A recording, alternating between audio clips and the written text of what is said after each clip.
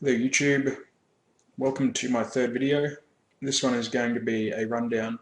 I'm going to try and keep this one short. It's going to be a rundown of my symptoms of Asperger's syndrome. A lot of people that I've spoken to recently and told that I have Asperger's, people that have even known me a long time, have reacted with shock and surprise. They seem to find it hard to believe that I could be on the autistic spectrum. I guess because I've just been hiding it all my life. I've been developing workarounds or strategies to hide all these different things that I now see as symptoms of Asperger's syndrome, and I used to think that they were all unrelated, disparate things that had nothing to do with each other, and I had, basically just figured out how to cover them up. So I'd like to share these symptoms so that people who don't know much about autism or Asperger's can get a better understanding of it, because every one of us is different. There's every autistic person has a different expression of the disorder. So I'd also like to share it with my fellow Aspies so that maybe other people out there can see this list and they're like, oh wow, that's me. Like we're probably really close on the spectrum or something. I think that would be cool. So yeah, it's for people who aren't autistic so they can get a better understanding, and also for my Aspergian and autistic brethren so that we can I don't know, have some more common ground. Yeah. Anyway, I'll get into it. This is basically based off the criteria in the DSM-5. I wrote out a list of my symptoms on Microsoft Word, so I'm going to be reading this list. I wrote it out so I wouldn't forget anything, and I grouped common symptoms under those different headings. And then at the end, there's a whole bunch that didn't really fit into the DSM-5 criteria, but which, through research that I've done over the last few months, I see are most likely related to the autistic spectrum. So I'm going to try and get through this list really quickly to keep this video as short as possible. In the future, I will come back and revisit some of these symptoms because I think that some of them do deserve a video all to themselves. So without further ado, let's get into it.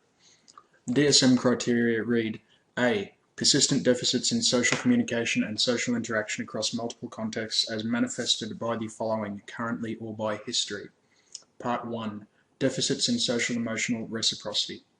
I have an inability to make small talk or understand it. I don't do well with compliments, giving them or receiving them. If people do something nice unexpectedly for me, I get confused. I just try to hide it most of the time, so I don't look like a jerk, so I don't look like an unappreciative jerk, but it makes me very uncomfortable.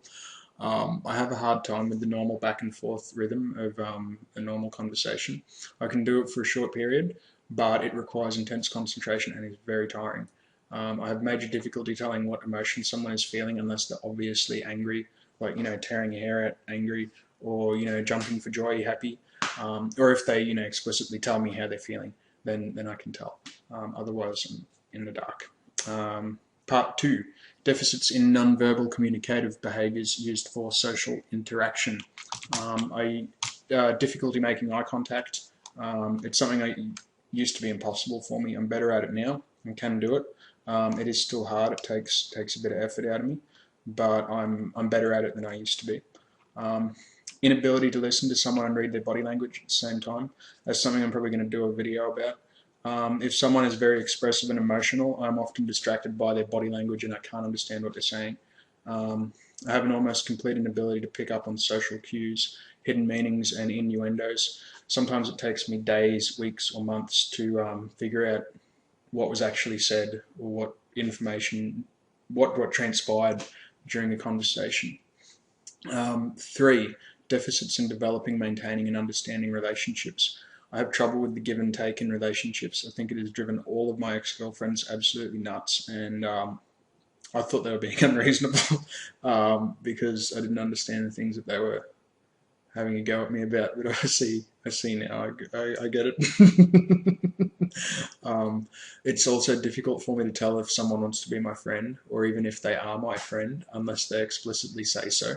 I never really know where I stand with people unless, they tell me, Sean, I want to be your friend. Stop, stop just being you for a minute. And I don't get hierarchies or pecking orders. I don't understand them.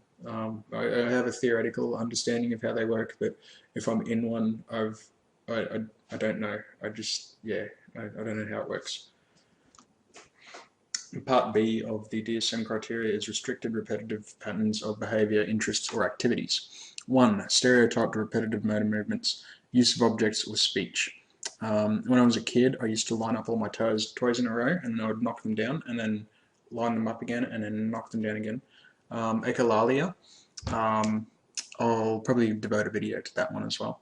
Hand flapping. If I'm concentrating, I do this. If I'm excited about something, I'll run around the house yelling like a madman and flapping my hands like that.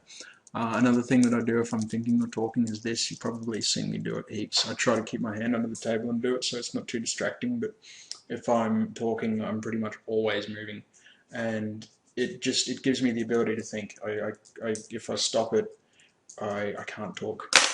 2. Insistence on sameness, inflexible adherence to routines or ritualized patterns of verbal or non-verbal behavior. Now, I do have some variety in my life, but I do like doing things the same all the time. I don't really see that as a symptom, though. I just sort of see it as being efficient. In Townsville, where I used to live, there's a walking track that I discovered when I was 17, and it is my favourite walking track in the world. There are dozens of other walking tracks I could take, but I take that one because it's my favourite, and every time I go to Townsville, almost every time, I still go up that walking track the same way, every time. I have the same breakfast every day. I read for an hour before bed every night. I work out pretty much every day after work, and I go for a long run every Saturday. These are part of my routine, these things, and if I don't do them, it makes me really anxious. I hate it. Another thing I do is Khan Academy every day after dinner.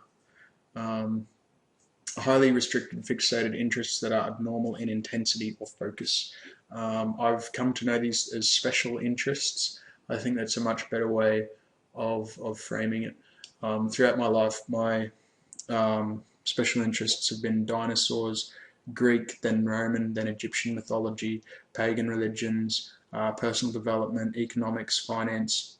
But lately my special interests have been weightlifting, reading, cooking, maths, and Asperger's syndrome for the last few months.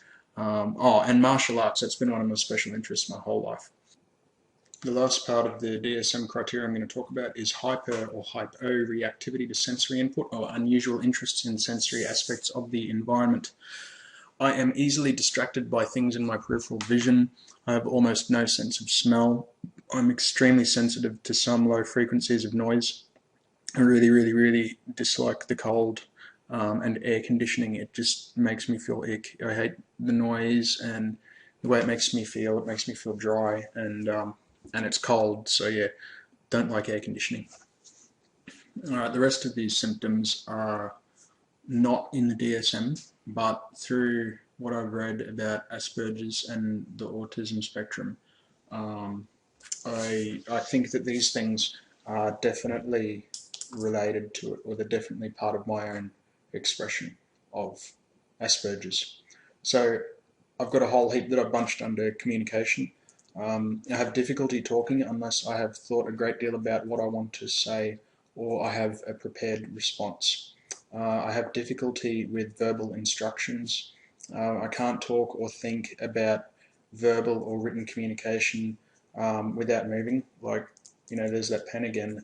I often get tongue-tied. I say the opposite word to what I intended. My words sometimes run into one another. When typing, I often get words jumbled. Non-verbalness. If I'm feeling really burnt out or tired or emotional or stressed out or whatever, I sometimes just about go completely non-verbal. I revert back to scripting and to echolalia. If people talk to me with a raised voice, I often can't understand them. It turns into a blur of noise that I can recognise as being their voice, but I only catch every third or fourth word, and the rest of it is just sort of like... And now the rest of these symptoms are just, random things that don't really go under any heading. Insomnia, depression. I have been depressed the majority of my life, probably 90, maybe 95%, and it was the worst during primary school.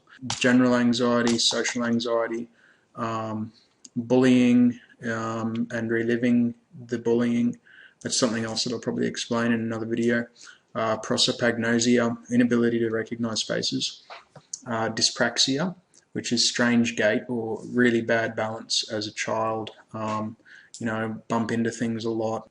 Aphantasia, this is a new word that I've only just learnt, but I have a great difficulty visualizing visual images in my brain, and I have an almost total inability to actually recall mental images. I think in a way that is totally different to most people, and I never knew this before. I thought everyone did the same thing. I also have alexithymia, which is difficulty expressing feelings using words. If someone asks me how I'm feeling, if I don't just say fantastic or excellent, because those are the two things that I say all the time, it's a script that I have, just a planned response. If I actually have to think about how I'm feeling, I usually say, I don't know. I have to think about it for a bit. I'm generally unaware of my emotional state. Gastric problems, believe it or not, that's an Asperger's thing. Low self-esteem, poor executive functioning, and burnout. I cope with burnout all the time. I think that's pretty much it. Yeah, that is. So that's basically just a quick, short, sharp list. It has already probably been about a 10-minute video. I'm sorry about that. I tried to make this a short one. But yeah, I'm an Aspie. What can I say?